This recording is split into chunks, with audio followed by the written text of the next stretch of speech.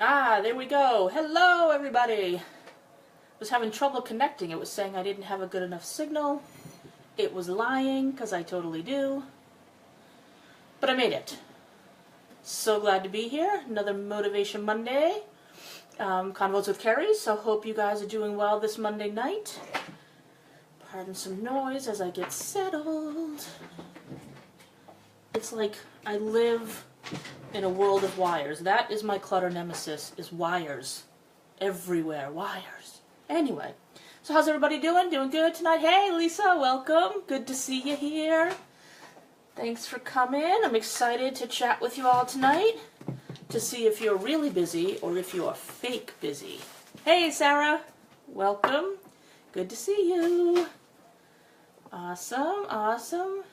Hey, Leah Marie, she can just go to facebook.com/carriecoach and just click the live button. Or you can, oh yeah, Melissa will tag her, or you can share this. Hey, Phyllis, you can share this and tag her, share it to her wall.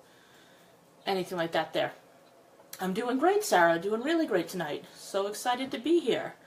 All right, so as we get started, as always, I need to do my little housekeeping stuff. So for my regulars, bear with me. You know the drill by now. About every week we have new people, which I'm so excited about. So got to do my housekeeping stuff. Anyone who is brand new to the Facebook Lives on Monday nights or to me, I am Carrie Richardson. I am an author, a lifestyle designer, and a coach. And I teach dreamers how to clear the clutter in their lives, quiet the noise, and take decisive action so they can go after their dream. So that's who I work with. That's what I do. I'm kind of passionate about clutter and clearing it, as those of you who have been with me know. So that's a little bit about me. You can find more information about me on my website, carrierichardson.com. Just going to pull up the video here so I'm not missing any comments. Give me 1 second. Por favor. Alright, so I think we're good. Dun, dun, dun. Great. Yeah, so my website is in the pinned comment at the top of the comment section with a link to make it nice and easy for you. So if you're not already, please go to the website, sign up for my newsletter. You'll get announcements when I'm doing Facebook Lives. You'll also get announcements of new courses and offerings before anyone else. And sometimes there are subscriber-only specials. So go ahead and grab the newsletter. It comes out every Thursday. And for subscribing, you get a cool, free Clutter e-workbook to kick off our relationship with. So love for you to do that. If you are watching this video anytime outside of Monday night, May 22nd, between 7:30 p.m. and 8:15 Eastern Time, you are watching the replay. So if you're commenting and I'm not responding, that's why. But please go ahead and still comment because I go back and check old videos and make sure I didn't miss anything. So I'll be happy to still respond to your comments. Go ahead and comment. If you find this video helpful or you think people will resonate with this topic, please go ahead and share this video. The more people we get chatting, the better. So you can just share this like you would any other post on Facebook, and you can share it to your wall. And you'll also see in the comments section that every now and then something pops up that says, get notified when Carrie Richardson is live. And if you click turn on, you'll get a notification anytime I'm live, which makes it really easy for you to join these conversations. Okay. And then finally, oh yeah, also with the sharing, like comment and like, and you know, let's make this interactive. It's much more fun for me when I am talking with people instead of at people. So please feel free to comment away. Always looking at what's going on there. And then finally, I just want to make sure everyone knows that tomorrow is the last day to listen to the Hay House World Summit free of charge. So if you haven't done that yet, there are 100 audio lessons on there. There are full-length films you can watch, other videos. It's just so much great information. So if you haven't jumped on there yet, jump on there and grab as much as you can. You can own the summit after tomorrow as well for a really reasonable price, but you can still listen to it for free. So I am going to put... I just did. Thank you. Melissa's on top of it. So in the comments there, you'll see a link where you can click on that, register for it. You can still register today. you'll get immediate access to all of those free audio lessons, and you can listen to whatever you want through tomorrow for free, and then you can pay after that. So I'm super excited and honored to be a part of that summit. Super thrilled to learn that I am what the CEO of Hay House calls the surprise of the summit, that I have one of the most popular talks out of the 100, which blew me away. And I actually have the #1 most completed audio, so people didn't bail on it. And so go check out mine. There's lots of other cool people on there, so please, I mean, it's such a great resource, grab it. Plus you get a really cool, downloadable, big workbook. It's an awesome event. So that's that. Okay. I think that's all the housekeeping. Not too bad, only like 6 or 7 minutes. Got my water. All right. Oh, Annie made it. Hey, Annie. Good to see ya. Oh, thanks, Lee Marie. Yep, just having a little pin back night. Just checking the comments here. Okay, good. So I'm going to go ahead and dive in. So the topic I want to talk about tonight, or I want us to talk about tonight, is could you be using busyness as a scapegoat or as an excuse for not doing something you say you want to be doing, but maybe you're a little bit scared of doing it? And so that I also, are you really busy or are you fake busy? A friend of mine, Brett, coined that term or shared it with me, and I laughed. He said, "Oh my God, I have so many clients who are fake busy."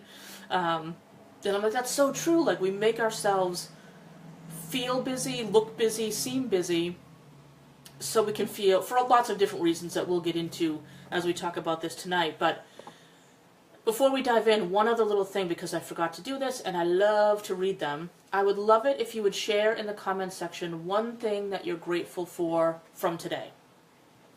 So just go type one thing that you're grateful for in the comments. I'll start us off. I am so grateful for all of the students who have joined me in my Clutter Buster course that is just getting started. I'm so excited because I'm so passionate about clutter and helping people really understand the message in it, and I get to witness the revelations and the life-changing moments. So I am super grateful for all of the people who have come together in this course, and I'm really excited to get started. Still time to join us if you want to. Melissa, if you can put that link in the comments section as well, that'd be great. Melissa will put a link in the comments section for the clutter course. Definitely still time to join us. The first live session isn't until Thursday, but that's one thing I am super grateful for and would love to hear some things that you guys are grateful for. Melissa's grateful for a productive day. Yes. And Mary's grateful for sunshine. Love it. Yeah, we didn't have that here, Mary. I'm down in southern Connecticut, and it was a gray day, but man, sunshine is good. Feeding the squirrel in my backyard. Oh, Lisa, my mother's gonna love you. Annie, who is in here, is my mom, and she always puts peanuts out for the squirrels, and she's just, other people think that they're pests. No animal is a pest to her. She is just an animal lover of all, so she will love that, feeding the squirrel. Amy, I'm grateful for all of the wonderful support I've received the past 2 days. Love that, Amy. And I loved your picture online, that ritual burning to say goodbye to the past and welcome in the future. What a powerful, powerful experience. Mary got a lot of things organized at the salon today. Love it. Love it. Sarah, grateful for gorgeous weather. Sarah, remind me where you are. I think you're in Canada. Is that true? Leah Marie, great laughs at work, especially for a Monday. Not only for a Monday, but a Monday back from vacation, girl. So that's good. Really awesome. Cool. I'll check back to see if other people share some gratitudes. It's like I said before, it's like you get a contact high, right? When you read other people's gratitudes, it makes you feel so good. Ah, there it is. Thanks, Melissa. So she put the link up there for the Clutter Buster course if anyone wants to jump in. Still plenty of time, too. So, all right, now that we have some gratitudes under our belt and we know some things that we're grateful for, now let's talk about that. St. Alberta. Got it, Sarah, yes. So let's talk about this whole idea of busyness. Now, that is kind of a really typical response, right? If someone's like, hey, how you doing? Oh, I'm so busy, right? We hear people say that all the time, like, I'm so busy. Everyone is so busy. And yes, believe me, I know that there are so many more demands on our time than ever before. And so we can feel, and we truly can be really busy. But what I want to talk about tonight is helping you to really be clear and evaluate, are you truly busy or are you fake busy? So let me start off with an example. This is an example I shared in my newsletter last week because it helps kind of put this in context. So I have a client who really wanted to have more free time. She wanted more freedom and flexibility in her life, but she felt like she just didn't have any time. She said, I feel like my work demands are just over the top. My family's always calling me for things that are really like not that important, that they could really handle themselves. And she said, I just have too much going on that I can't possibly seem to find the time to travel the way that I want, or to, be in a relationship. And so I'm like, okay, so anytime a client tells me the reason they're not going after their goals is because of time, I know it's almost never true. We can, time is finite, right? 24 hours in a day. So you can't find the time, you need to create the time. So the first place I always go with clients is, let's look at your calendar. Let's see what is currently occupying your time. Whether you literally put it in a calendar or not, doesn't matter. But let's see what is literally occupying your time. So when we looked at this particular person's calendar, it was like family demands, it was work stuff. And so as we looked at how we could streamline those processes, like, there was inefficient processes at the office, so we helped her streamline some of that, helped her set some boundaries with her family so they weren't always coming at her all the time, and taught her how to not immediately respond every time someone gets in touch so she doesn't have to be at their beck and call, and retrain them to not treat her as such. And they actually took to it really easily, which was surprising to both of us. So after a period of time, we were able to kind of streamline her life and get her that freedom and that flexibility that she really dreamed about. And so when I said, oh my God, you must be so excited, like you have all that freedom you've been dreaming about for so long, we made it happen. And she said, yeah, I'm excited. And I thought, well, you don't sound it. Your words don't match your tone. And she said, well, if I'm honest with you, when I think about having this kind of time on my hands, like, what am I going to do with it? And I said, well, you said you wanted to travel. And she goes, but who am I going to travel with? Like, my friends don't have the same kind of flexibility I do. Like, they work traditional 9-to-5s, and I have my own business, and it's not like I'm dating anyone. And, I don't know how comfortable I feel traveling by myself. And so once she shared that with me, I thought, okay. So the inefficient systems at work and the family drama that she allowed herself to get pulled into all the time were really good excuses, unconsciously, to not have to face the fact that she felt very lonely. She talked about how she was feeling like she had outgrown her friends, how not only were they like chronologically younger than her, but just on like a spiritual journey standpoint, they were younger than her. And so they didn't have a lot of the same interests anymore. So she didn't feel like she had good interpersonal connections anywhere. And if she wasn't busy, she would have to face that music, right? So now she didn't know at all that she was intentionally protecting herself from the feelings of loneliness by being fake busy. She thought she was truly busy. And it wasn't until, and this is what's so great, it's like when you have this dream and you can't know, it's never a straight line between here and your dream. It is always a crooked journey, which I, as a coach, find fascinating. It would be so boring to have a straight line to your dream. I love all the twists and turns because that's where the real magic happens.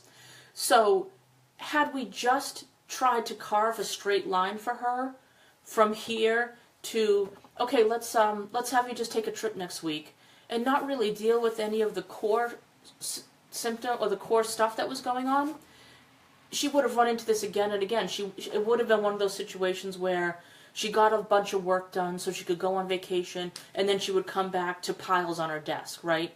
It would be like, the people who say, I need a vacation from my vacation. It's because a lot of times we're fake busy, and you don't have to have so many fires burning.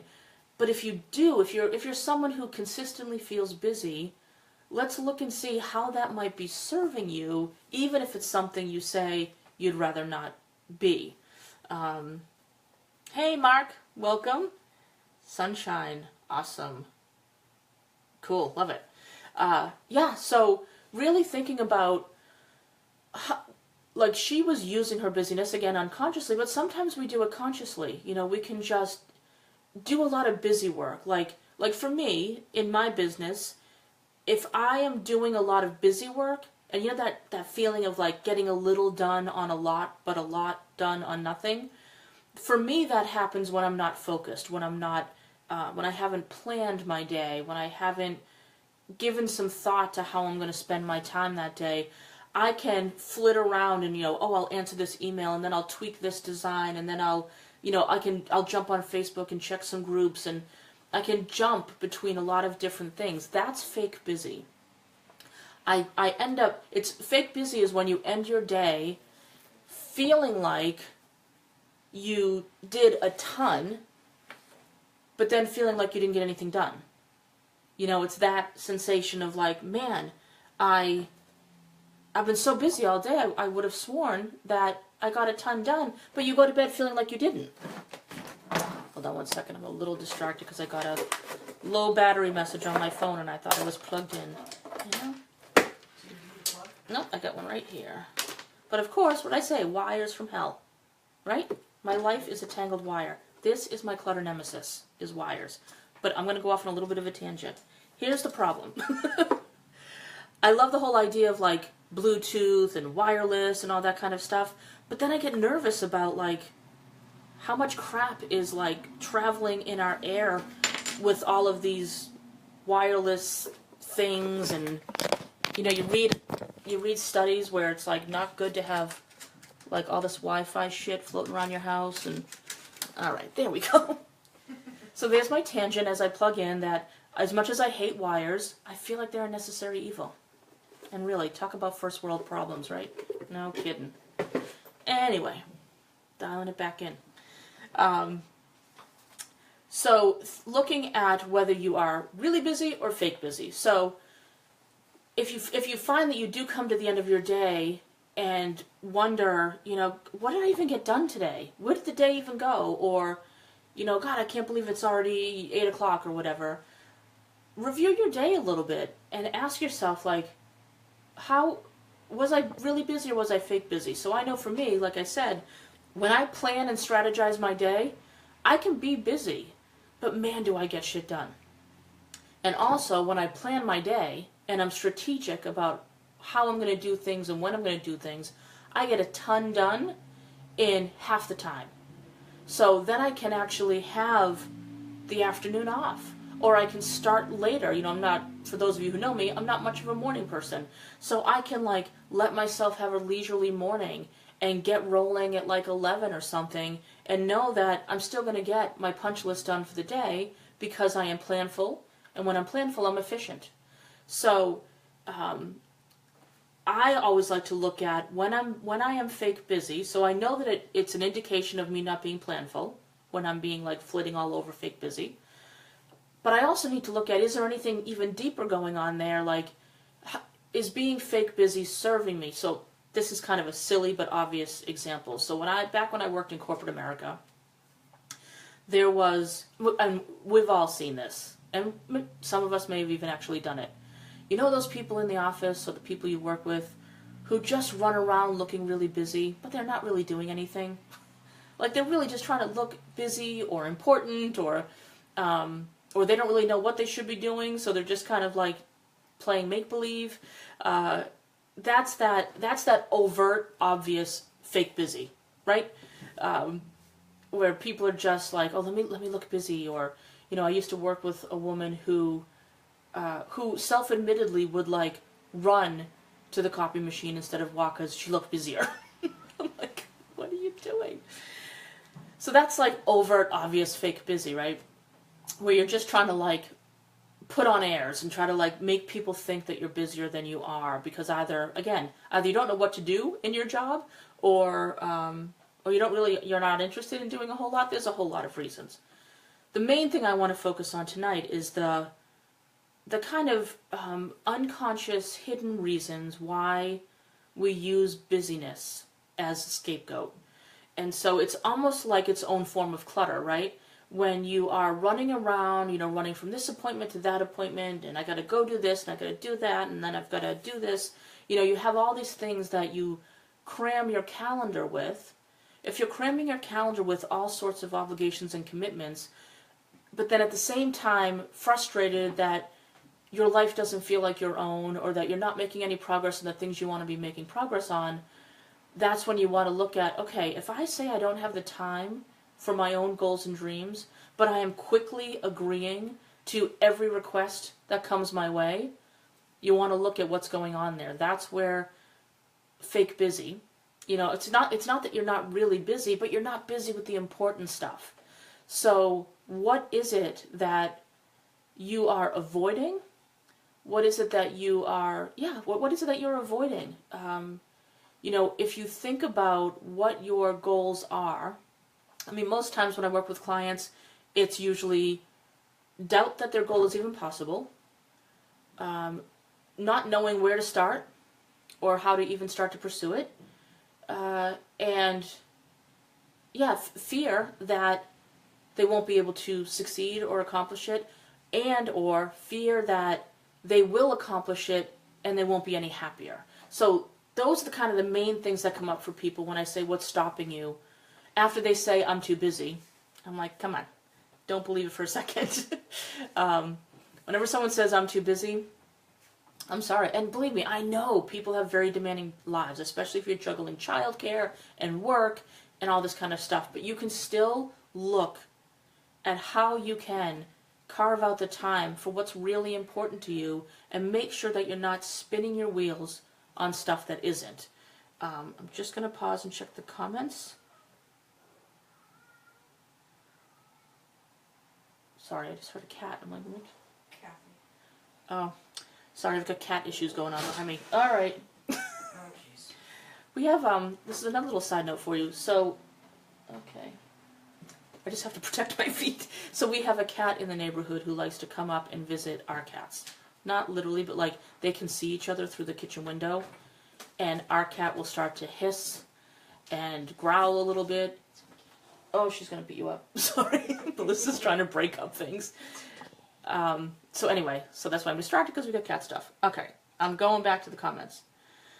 All right, Kathy. Hey, Kathy. Love this. Exactly what I've been experiencing lately. I had the day off today and wrote a lot, but didn't get a lot done. Okay, yeah. So that's a perfect example, Kathy. If you look back at your day, so you say that you wrote a lot, but you didn't get a lot done. That sounds contradictory to me, because if you wrote a lot, then you got a lot done. You got a lot of writing done, but it sounds like maybe you didn't get done what you hoped to get done. So maybe the writing wasn't what was on your priority list for the day, and did you maybe get sidetracked to the writing? Again, that for me would come back to the planning piece. Like, let me decide today what I'm going to spend my time on.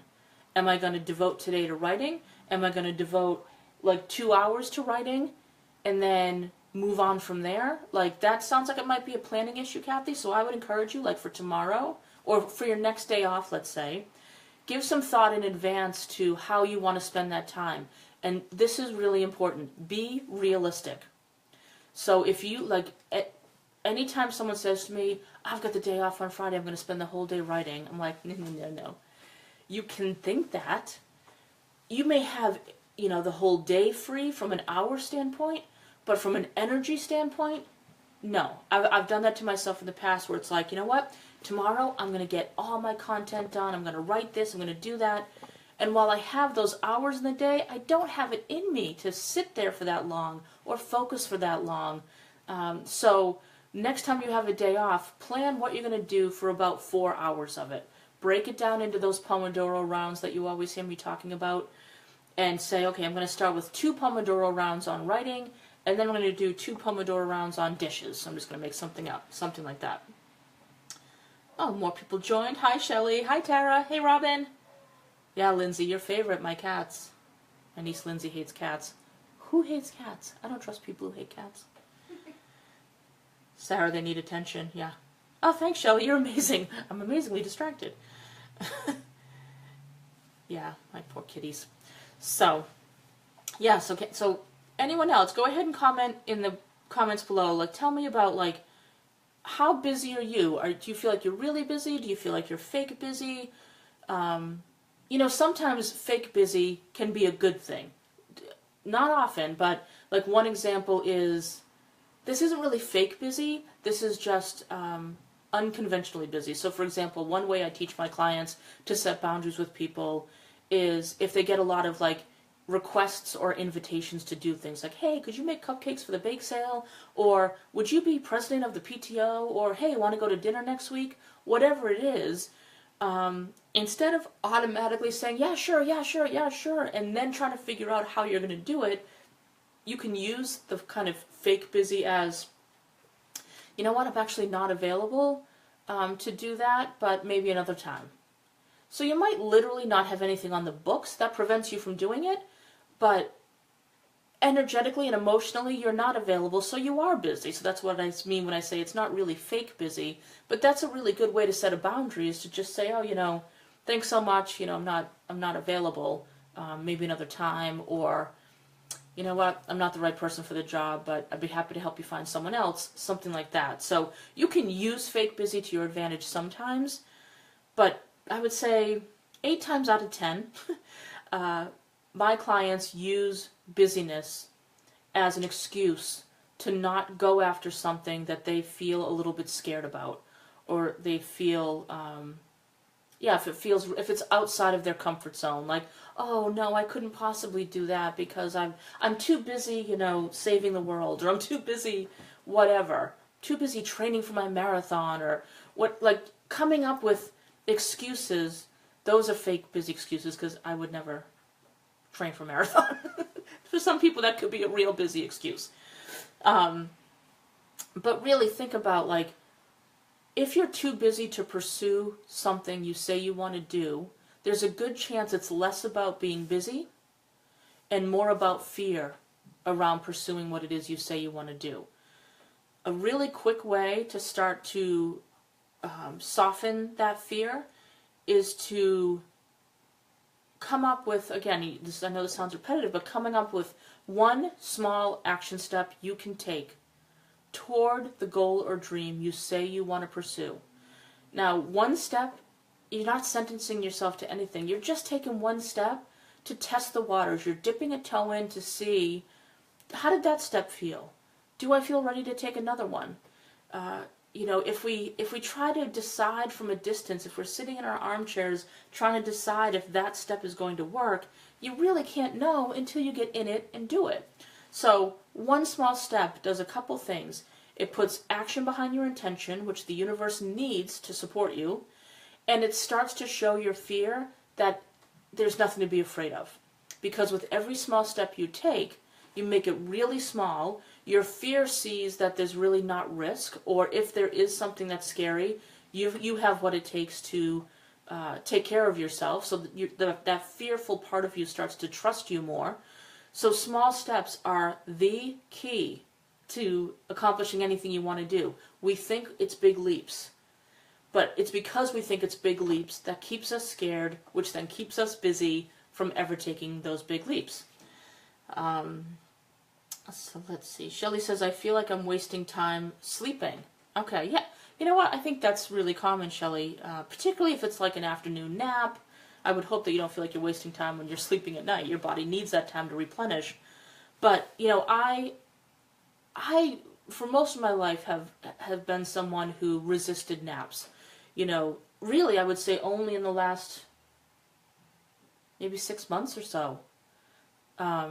If I'm working and I find that like my eyes are burning as I'm working, or my head's bobbing, again, fortunately I work for myself, that I'll stop and go, you know what, I can either sit here and fight the exhaustion and get nothing done, or I can go take a 20-minute power nap and then come back to it feeling much more focused.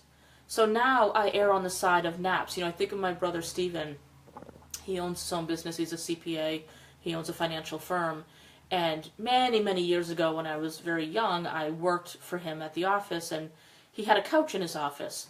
And he was known to be a power napper. And I was like, how do you nap at work? And he's like, I'm more productive. Like, he didn't resist it. It was, I don't know if he still does this, but it was like, listen, if I need a quick power nap, a quick 15-minute power nap in the middle of the afternoon, I'm going to do it so I can show up more fully for my clients that afternoon.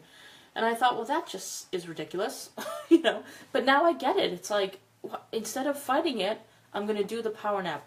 I know that there are people out there, there might be some of you saying, I can't power nap. As soon as I nap, I feel exhausted. There's an actual science to it. There's a real science to how long of a nap is good for you to feel like a power nap. Because if you go over that amount, you don't want to go so long that your body goes into REM sleep. Because then you wake up feeling exhausted. So you just want that power nap time. And I'll have to think of, there's actually an app that one of my clients uses to help her determine her ideal power napping time. And she actually says it's really good. I can't think of it right now.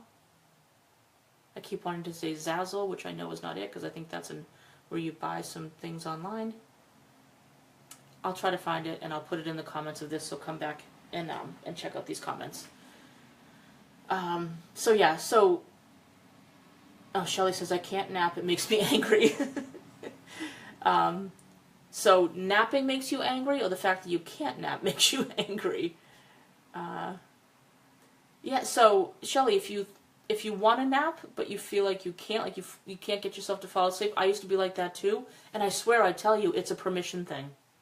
If you have convinced yourself that you can't nap, you know what, I'm going to try to nap, but I'm never going to fall asleep, you're going to prove yourself right.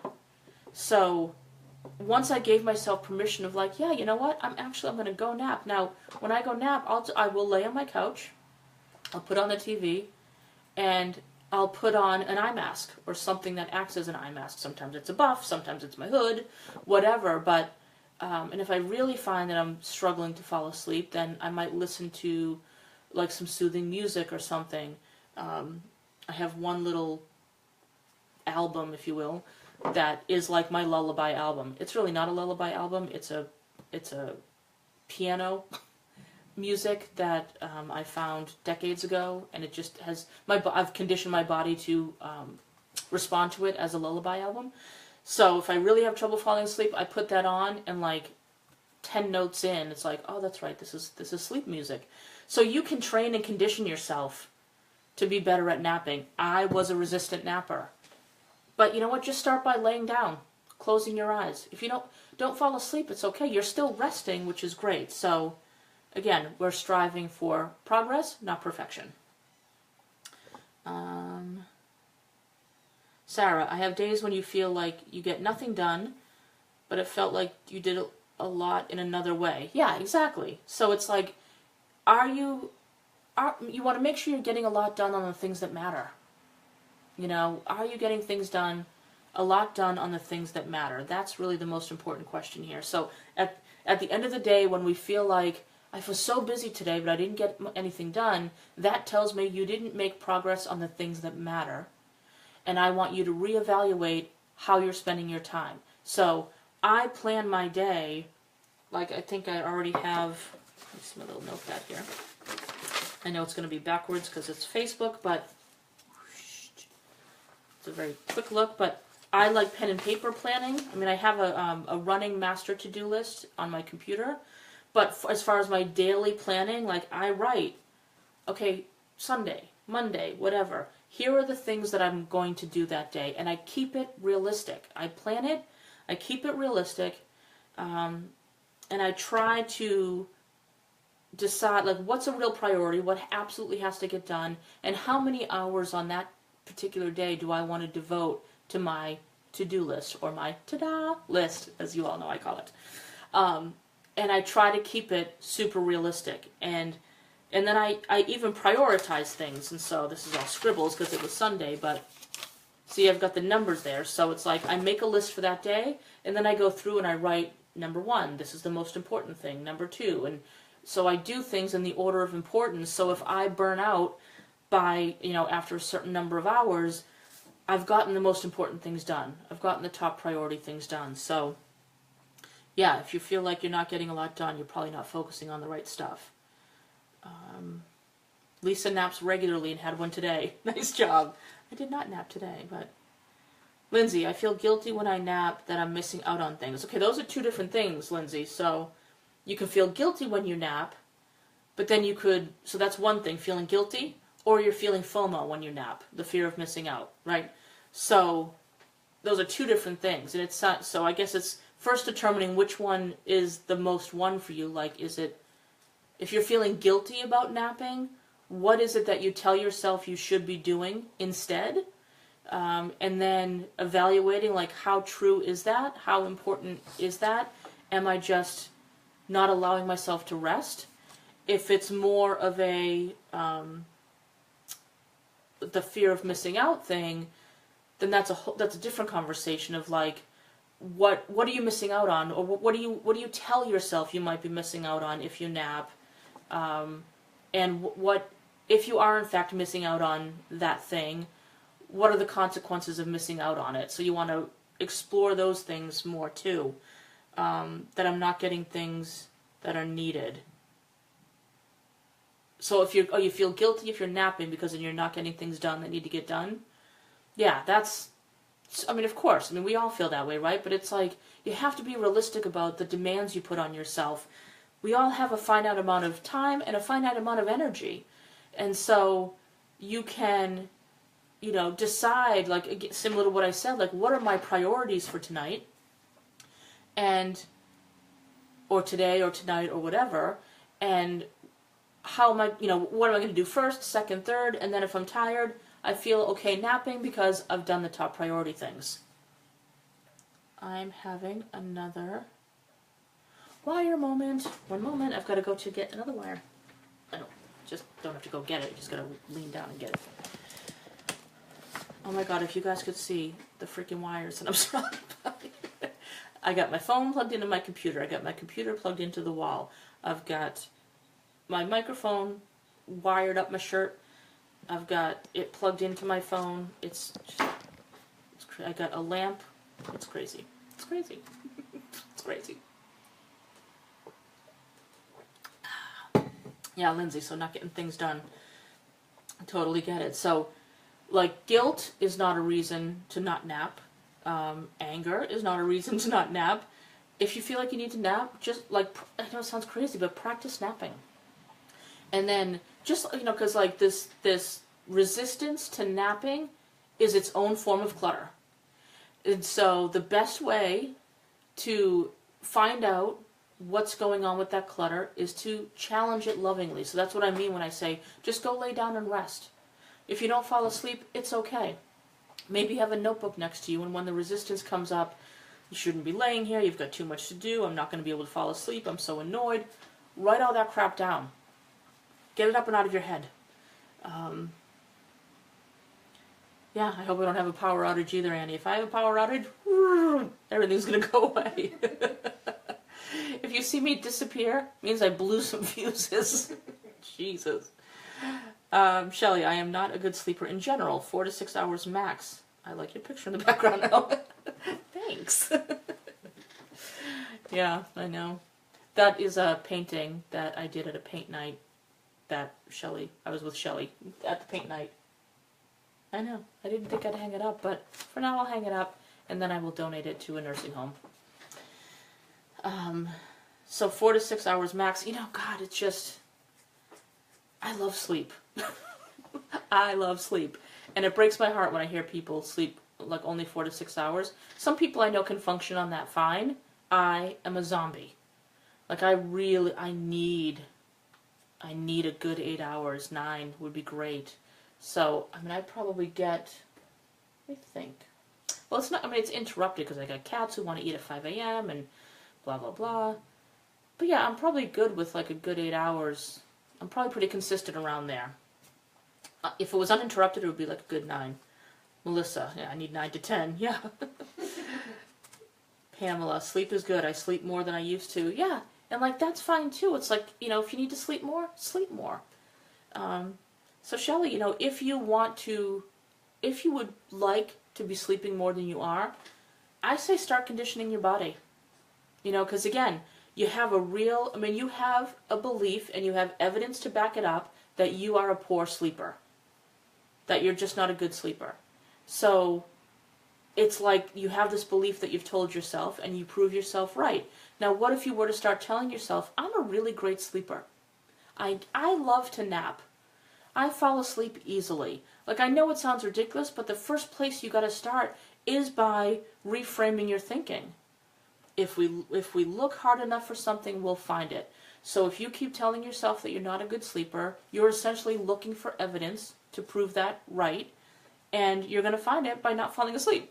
So whatever it is, start by just shifting your language. Like, oh my God, I'm the best sleeper ever. Like, if they gave out trophies for sleeping, I would win. Like, you know, gold medal in sleeping. You know, like, really think about shifting the language a little bit. It sounds silly. It's the first place to start. So shift that language. Shelly is the best sleeper on the planet. Everyone's going to hold that vision like, oh my God, she's probably sleeping right now. She's probably not even hearing me. Are you sleeping, Shelly? Yeah. So I'm going to circle back around. I know we're reaching the end here. So if you have any thoughts or questions about busy versus fake busy, sleeping, if you want me to wake Shelly up. Oh, she's awake. I'm great at sleeping and functioning off 5 hours of sleep. I don't like that, Shelly.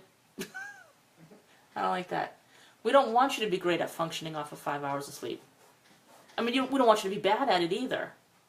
But let's just stick with I'm great at sleeping. I love to sleep. I sleep with ease. And then, like, really look at what do you need to set up in your world, your environment to make your environment more conducive to sleeping. You know, what do you need in your bedroom? You know, do you love your comforter? Is the lighting nice? Is the color of the walls nice? Curtains, like, how can you set up a sanctuary for yourself? And just find ways that you can set yourself up for success with sleep or anything else. Everyone's homework this week is going to be to take naps. You're welcome. Yeah, so I'm great at sleeping. So I know we kind of got off on tangents here, but you know what? You know what I say. Everything is always interconnected and related. So I want you thinking about this week, real busy or fake busy. Come the end of your day, when you review your day and you think, wow, I got a ton done today and I didn't even feel that frazzled. Awesome. You must have done some really great planning and strategizing. If you feel like you're running around, you feel like a chicken with your head cut off, you need to stop and evaluate how you're spending your time. Because even the busiest of people, I'll tell you, I work with some people who are, when I think about the demands in their time, I want to cry. And yes, most of them are really legit. I mean, they have a lot of demands, family, work, etc. But I can always find at least a handful of things that I'm like, what? Cut it out. Here's the final tip I'm going to leave you with. This is really important. I want you all to do this as well. If you don't have a to-do list yet, write one. Just do a mind dump. Empty your brain. Write down everything that you're thinking of that you want to do or that you need to do. Dump it all down. Once you have that list, I want you to go through it and evaluate it. I want you to identify which things on that list only you can do and put an I next to it. Like, only I can do this. For an example, only I can go to the doctors, right? No one can go for me, unfortunately. So what are the things that only I can do? What are the things that theoretically someone else could do? And what are the things on this list that really just don't need doing at all? That's going to help you really determine if you're spending your time on fake busy or real busy. Because when you dump things down, you go, why do I even have that down there? I don't have to worry about that. That's not really a priority for where I want to go in life and what I want to do. So look and see. Really identify the things that absolutely only you can do, that you truly can do, not that you feel like you're the only one who can do it. We all have things that it's like, it's easier to just do it myself. But I really identify the things that absolutely only you could do. Even if you don't feel like you have the most supportive spouse or friends or whatever, I just want you to identify those things that could be outsourced, that you could ask someone for help with. That really is the first step, is to change your thinking from believing that you have to manage everything in your world. You don't. That's part of being fake busy, is when you assign yourself as like the manager of your whole world, when you don't have to be. So there's your homework assignments. Amy Conroy loves to-do lists. Yeah, there you go. So I want you to evaluate your to-do list, Amy. See, Amy, I know Amy. She's very organized. So my guess is you don't suffer too much from fake busy, Amy. I think you're pretty damn strategic, planful, productive, and give yourself downtime when you can, even with the family. Yeah. You're welcome, Sarah. Anyone have any final thoughts or questions before we wrap up this Motivation Monday? Until next week. Again, please check the pinned comment at the top. Go ahead and sign up for my newsletter if you haven't yet. Check out my clutter course, the Hay House World Summit. Lots of juicy stuff. Those links are throughout the comments here. And I want to see you here next Monday. Same time, same place.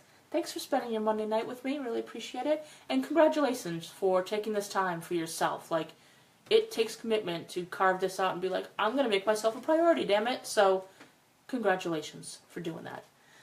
Let me just check one last time, make sure Yeah, Amy, I'm not fake busy at all. I didn't think so, Amy.